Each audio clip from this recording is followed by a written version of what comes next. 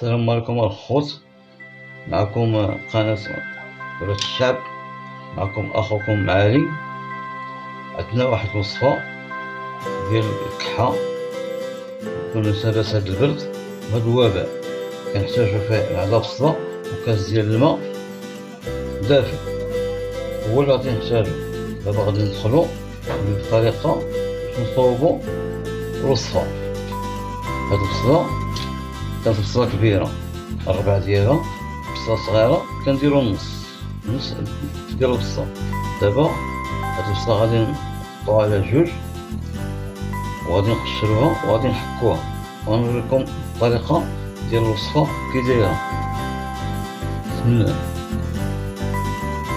دابا الخوت حنا قشرنا البصلة، غادي نوريكم الطريقة ديالها. غادي نقطعو غادي نحكوها، غادي نحكها بحال هكا.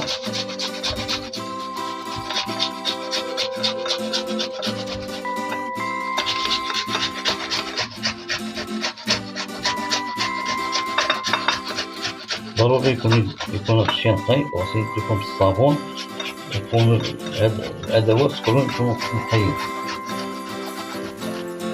ان شاء الله هاد الوصفه غارانطي مجربه 100%.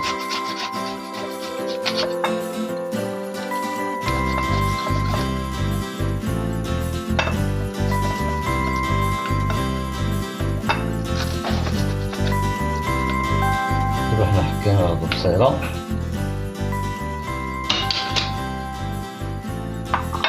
غادي نحطو هاد الشبيكه بحال هكا، وغادي نصفيو فيها هاد البصل.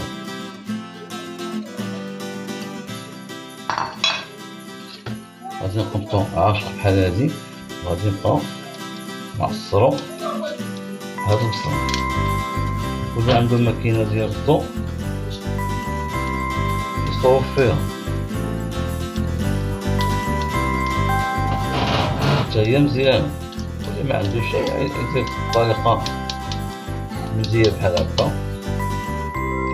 غادي نخلطو هاد الكاس، غادي يعطينا 2 ديال العواشق ديال الماء بالبصله. الاولى، الثانيه. اللي عنده العسل يحليها بالعسل يحليها، واللي ما عنده شيء يشربها بحال هكا.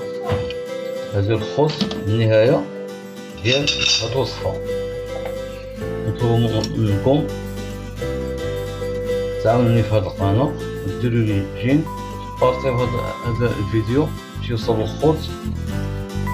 والسلام عليكم، وجعله بالشفاء ان شاء الله.